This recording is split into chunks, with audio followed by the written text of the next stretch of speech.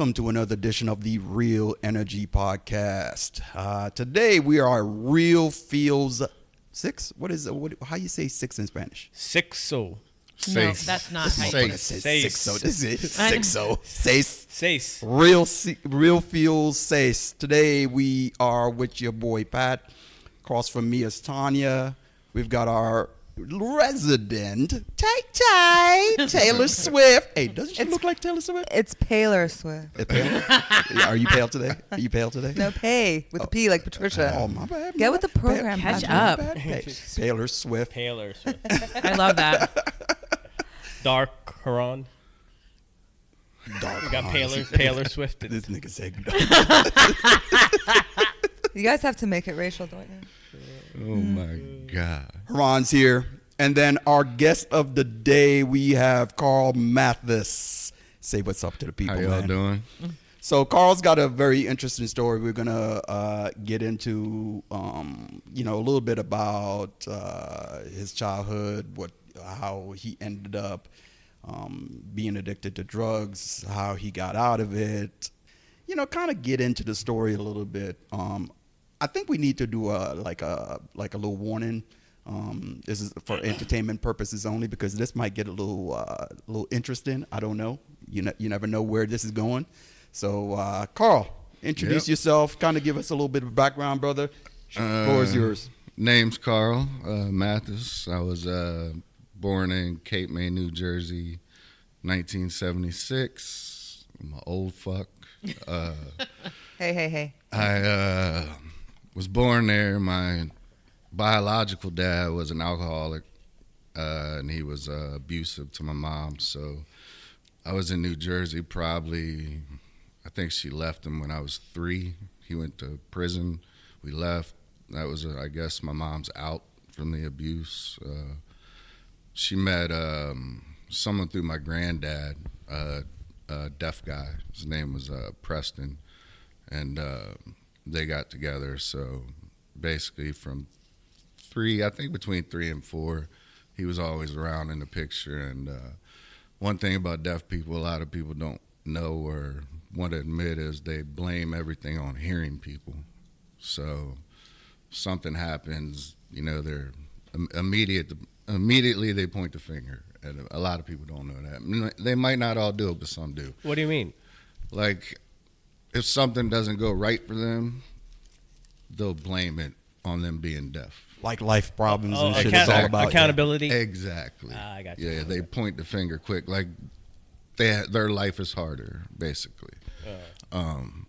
But anyway, so my stepdad was just an asshole. He was also a drunk, which didn't make that any better. What happened to your real pops? He went to jail. He went to jail. Oh, is that, okay. Yeah, he was in jail. He just died a year and a half ago. What did he go to jail for? Heroin. Oh, so it kind of just the Yeah. genetic gene just went. He was selling? He was an idiot. I don't know exactly what he was doing. I know he was using, and as far as selling, I think he was probably more like a middleman. Oh, so he got caught. Yeah, he got caught up Okay. in the same shit. So do you? And I'm sorry to interrupt. No. But do you feel like with his death, you didn't get any closure on any relationship you had with him, Absolutely not. or you just don't? I don't give care? a fuck, to be honest with you. I mean, I met the guy 2 times. Oh, fair enough. Oh, yeah. You didn't really know him. I even reached out to him when I had kids, and I said, hey, look, I'm just trying to be a man here and let you know you have grandkids. If you want pictures, you want to meet them, whatever. He told me go fuck myself. He said, it's been 30-something years. Can't call me for that long. Don't call me now. Fuck you and fuck them. I was like, wow, okay. Well, that's nice real. of you. Well, it's very direct and clear. I mean, thanks. Stellar character. Lower your expectations, Carl. Yeah. And he was out when that happened, right? Yeah, he was out. He had COPD, and he was also all fucked up inside from, I don't remember what kind of cancer he had, but I even reached out before he died, and he told me the same thing. Like, didn't want to talk. Okay, so moving forward. Yeah. Anyway, That's a dead ass story. Yeah. Thank you. But back to the stepdad, he was very strict, and like he would as soon as I could play sports, like as far as baseball, he wanted me to play all sports, but playing baseball was his big thing. And this guy, I noticed at a very young age that he wanted to live out what he wanted his life to be through me, if that makes sense. Yeah, a lot of parents do that. Yeah. A lot of parents do it, And man. both his real kids, his biological kids, were both fuck ups. So I guess he saw this as another shot.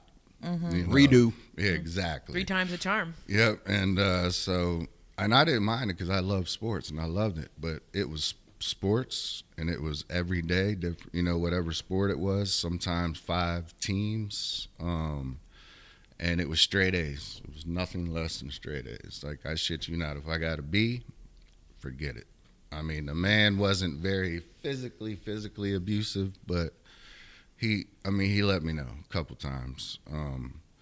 But him being a drunk too, I saw him as, a hypocrite, the way I saw him act. And I did see him put hands on my mom one time, and it was just, it was astounding to me from my mom that she would come from a situation that we escaped from just to jump back into a similar situation. You saw that. Did you see that pattern then, or when did you see that pattern? I saw it probably about 7, 8 years old is when I started thinking, because I started to notice how big of a prick this guy was. And I knew my dad I didn't know him. Like I said, I met him twice. But my question is you ran away from that, but you came back to this abusive guy. Did she date guys in between the stepfather? Nope. Okay, so she literally went straight from one. from Jersey to with him. Mm-hmm. So there was never no in between, nothing. And it was a friend, it was a friend of my grandfather's. Was she young when she got with your father, your biological father? Yeah, I believe my mom's 68. I'm 47. Oh, okay. So yeah, she was 19. So. Are you the only kid? Other than your, no, I have a half brother. Okay. He's younger. He is 30. With the stepdad? Yeah. Well, no, not with him. Different. Yeah, different dude. How many kids did your stepdad have? My stepdad, 2. Just 2. 2 that he had a son and a daughter. Y'all grew up together? No. They were at their mom's, and the other one, the son was in the military. Mm. So they were older. Mm. Okay, so here you are playing all the sports, getting good grades, Yep. being what people would say is a good kid. Exactly. All-American family?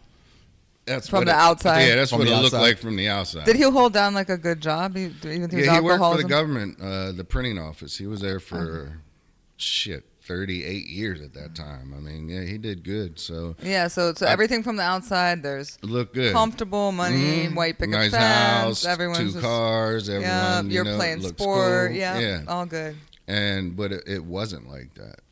And now, not to jump forward, I'll come back, but now, not even now, earlier, about 35, 36, when I was diagnosed bipolar, a lot of the stuff that brought me to that point that was on my brain was I was jealous, very jealous of how my mom treated my younger brother. Mm. And I'm thinking back like, damn, you let this man fuck with me and fuck with my head so much. But this kid gets babied, and Why do you think that was? guilt. She was guilty? I think my mom felt guilty. And I love my mom to death. Mom, I love you because she's going to listen to this. But, yeah. So did you think that she was like, I fucked that up, so now I'm going to try to get it right? Yeah. Did she get it right? Fuck no. My brother was right with me. But we'll get back to that. But, yeah. So I'm playing baseball, doing good in school, doing what I'm supposed to. Still catching hell. I mean, one game I pitched a one-hitter, hit for the cycle, but I got called out because I didn't touch third base on my home run. That man came out of the stands on the field, picked me up by my jersey, and pretty much put me on the ground in front of everybody. At what age were you? I was probably, I think I was 10 or 11. Damn. Picked me up, and my grandfather was at that game. First game he ever came to, last game he ever came to, because of him. He said, I'll come watch you play anytime if that asshole isn't here. So it was, and he never let me see my family. Like, everyone was in Virginia, I was in Maryland. And like coming down on the summers was not a thing. How was that an impact to you? To me, that was an impact because he was taking me away from my family. He was shutting me out. Basically, like I said, he was trying to live his life through me. Was he also controlling your mom to be away from her family? Like, Yes. Like, so that's, typical Classic- abusive. He classic wanted, isolation. yeah, he wanted exactly. He didn't want Classic anybody narcissist. telling No, her he was wrong, right?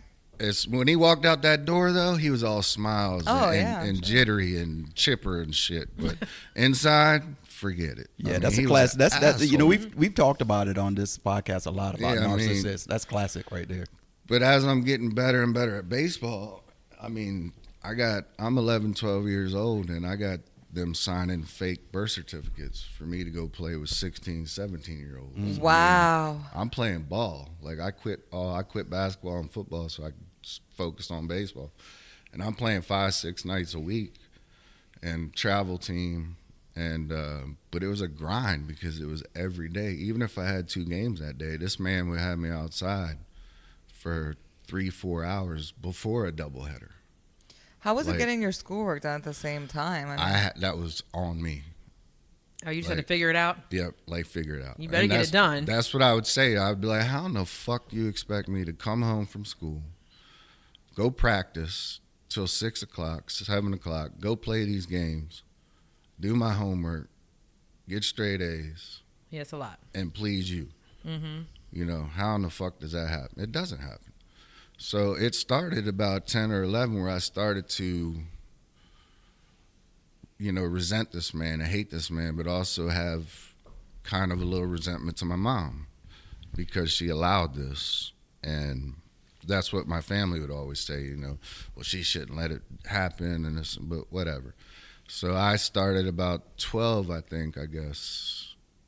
I took my first sip of alcohol, I think. It was after a baseball game. I took a couple of drinks, and it honestly made me feel like everything just didn't matter. Like at that point, like I got home and I didn't care. Like whatever little criticism he had about that game, I realized I could just shut it out. It didn't mean shit.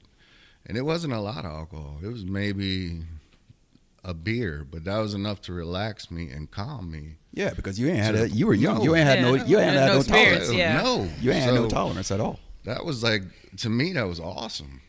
But I also knew at that point, I immediately thought, well, no, I'm not going to be a drinker because my grandfather, both my grandfathers, that asshole, and there's a lot of alcoholism And in your my dad? family. Yeah, and my dad, and so I was like, no, I'm not going to use that as a vice or anything to get through because look at this guy. I don't want to wind up like him. I'm thinking that in my head.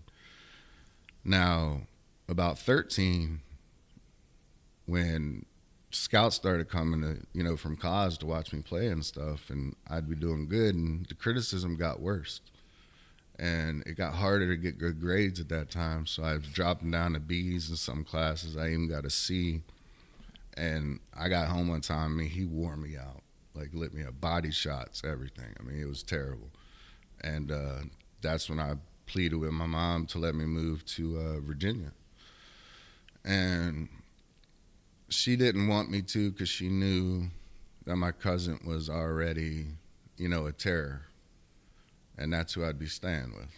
I think But- that's when I first met you. Yeah, When you moved to when I Virginia, moved here, right? yeah. So you basically moved from one bad situation to another.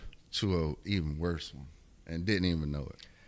But Didn't you even kind of know it. hated Virginia too when you first came Yeah, here, right? Because I yeah. remember you would always be like, "Nah, I got to go back to Maryland. The girls here suck." And we'd always make fun of you. Be like, what's the deal with the Maryland girls? Is the air just better when you cross the bridges? So you remember that? You used to say that to them? Yeah. Yeah. But So you moved to Virginia? Huh? yeah, I came here. I moved to my my aunt's house, and it was off to the races from there. I think the first night I moved here. Was that Gary's mom? Yeah, first night I moved here, I smoked 2 blunts, drank a 40 of St. Ides, Oh, God. At what age now? 13 or 14. Ugh. woke up in someone's front yard in Bel Air. You remember that Bel Air neighborhood, Hinkle's Mike neighborhood? Hinkle's neighborhood. Yeah. So you basically at a young age were hanging out with older people that were already smoking and drinking weed. Yeah. At the time, So They were that's what I drinking said. weed. smoking and drinking. Yeah, they were drinking weed. Drinking weed. You drinking weed right now, man? What you doing? I mean, What have you been doing? to dispensaries lately? You can drink weed. Yeah. I mean, that's not a false Yeah. statement. But yeah, I mean, it was what I thought was bad to, I mean, like I said, off to the races. I mean, Okay. I was fuck school. And I had no excuse to miss school because we lived on the same street. We know, the right high on the same school was street. on. What And school was it? Our Falls school. Church. Falls Falls Church. Church? Yeah, it's Oh, like yeah. I don't know how many houses They down. I lived. can't remember They now. lived on Jaguar Trail. If you go Oh, up yeah. towards Graham Road, Yeah. they lived. Was it like 10 houses maybe? I don't. I Yeah, can't it's remember like exactly what 15 houses. houses. I mean, Yeah. you could walk there. Yeah, for sure, literally. yeah. That Right was on the the- whole problem, though. Is I would go to school and someone would be like, "Hey, you want to smoke a joint?" Did you ever graduate from there? Nope. You never made it, huh? Nope, didn't do it. And it was just that easy, and everybody knew my family, so immediately it was like with welcome arms. People were just like, "Hey, you want to go skip and drink? You want to do this?" And they were all older people, and I'm like, "Fuck, sounds Dang, good I to smoked me." weed with Carl back You then. did. You influenced me, motherfucker. Haran. Bad influence. It was me and Bird and It was all you everybody. motherfuckers. Oh my God. Shout outs to Bird. Dang. Sorry, Yeah. Carl. Hey, I made my own choices. So you were when you went to Falls Church, you were 14, 15? 14, yeah, 14, 15, yeah. And it was sad though, man, because I really was good at baseball, man, and probably could have done something, but I quit to shove it in my stepdad's face. And now that I look back at it, it just backfired on me. I didn't prove shit by doing that. But anyway, I kept playing in a men's league, trying to play baseball. That didn't work out because I was partying too much. I mean, back in that day, we go out almost every night, Huron. I mean, someone was Hinkle's doing house something and, yeah. every night. Either, Hinkle's house, his parents just didn't give a fuck. So I was doing coke. I mean, smoking weed, drinking, smoking boat, tripping on acid. I mean, everything in this 14 to 18-year-old span. And I'm not talking about like once a week either. I'm talking about like So when did you start doing the hard drugs? Like was heroin? I didn't actually do heroin until honestly I was 35.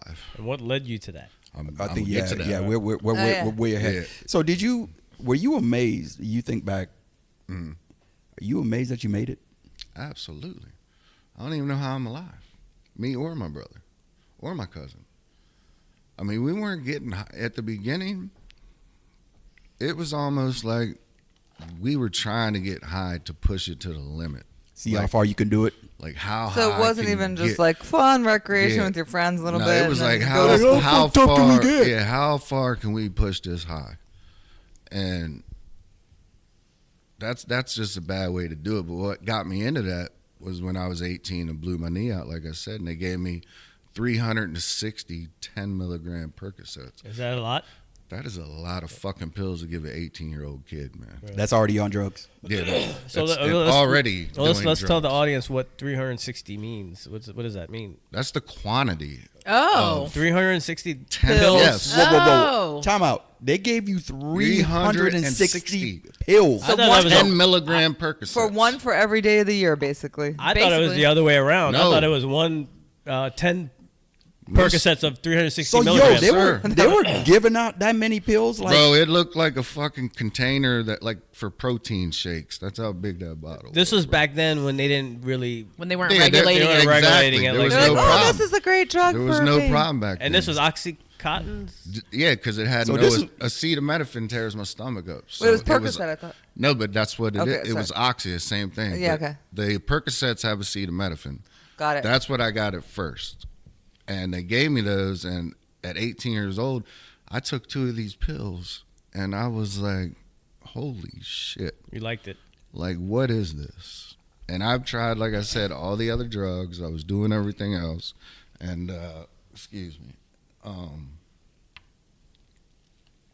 But that just sent me to a whole nother level. And it was only 2 pills. And I had 360 of them motherfuckers. And immediately, I still smoked weed. I was like, I don't want to do coke no more. I don't want to drink no more. Like, this is what I want.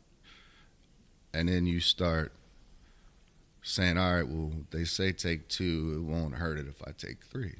And then did So- you rationalize it? Because it's Of course. prescription. So Of yeah, course, this is because they clean. gave it to me. It's from the pharmacy. I rationalized that shit How did the doctor justify giving you that many pills? because Big Pharma at that time, which they still do, was pushing every pill he sold. Purdue family. He made money off of every script he wrote of those Kickback. pills. Exact big Wow. kickback. And I got a lot of kickback from to tell you about what they do with Suboxone and all that shit. I mean, but yeah, that was kickback.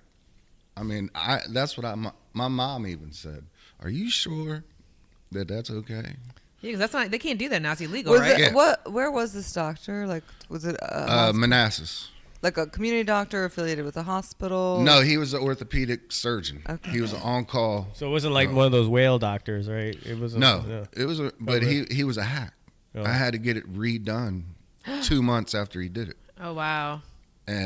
But the pills, like I said, when you start, So he's making more money on the pills than the surgery, yeah, probably basically. Wow. over time Yeah. if he keeps prescribing them. But that's what you do. You take more and more, and you're not using it for the pain anymore. It's to get high. And like you asked, do you justify it? Absolutely. I mean, you think of every excuse in the book. Yeah. Like, well, I'll take 5 today, but I'll only take 1 tonight, so that equals the 6. No, like you're trying to get fucking high off those 5 pills. Because you build a tolerance too, right? And the tolerance is built very quick. And So what do you think that difference in high was between